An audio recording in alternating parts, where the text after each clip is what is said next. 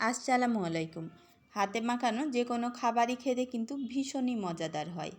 আর ফুফু শাশুড়ির রেসিপিতে হাতে মাখানো খাসির মাংস আস্ত রসুন দিয়ে এতটাই মজাদার আর এতটাই লোভনীয় হয়েছিল যে শেয়ার না করে পারলাম না। দেখতে যতটাই লোভনীয় মনে হচ্ছে, খেতে কিন্তু ততটাই মজাদার হয়েছিল আজকের এই খাসির মাংসের রেসিপিটা। প্রথমে আমি নিয়ে নিয়েছি 500 গ্রাম খাসির মাংস, দিয়ে দিলাম বেশি করে পেঁয়াজ কুচি। এরপর দিয়ে দিচ্ছি আস্ত জিরা সহ মাংসের সবগুলো মশলা, দিয়ে দিব আদা রসুন আর সামান্য পরিমাণ পেঁয়াজ বাটা। এগুলো আমি একসাথে বেটে নিয়েছি। দিয়ে দিলাম পরিমাণ মতো হলুদ গুঁড়া, মরিচ গুঁড়া, জিরা গুঁড়া, ধনিয়া গুঁড়া আর পরিমাণ মতো লবণ। পরিমাণ মতো সয়াবিন তেল দিয়ে সবগুলো উপকরণ খুব ভালো মতো করে মাখিয়ে নিতে হবে। যতটা ভালোভাবে মাখানো হবে এই মাংসটা খেতে কিন্তু ততটাই মজা হবে। যখন খুব ভালো মতো মাখানো হয়ে গেছে, দিয়ে দিচ্ছি অল্প পরিমাণ পানি। পানিটা দিয়ে নেড়ে চেড়ে নিয়ে এখন ঢাকনা দিয়ে ঢেকে মিডিয়াম আঁচে রেখে পানিটা ফুটে আসা পর্যন্ত রান্না করে নিব। দেখতেই পাচ্ছেন পানিটা কিন্তু ফুটে গেছে।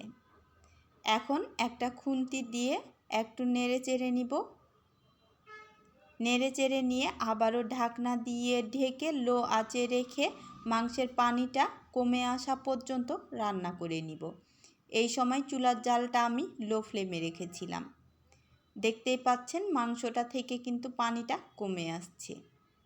এ পর্যায়ে দেখেন মাংসের কালারটা কতটা ইয়ামি মনে হচ্ছে।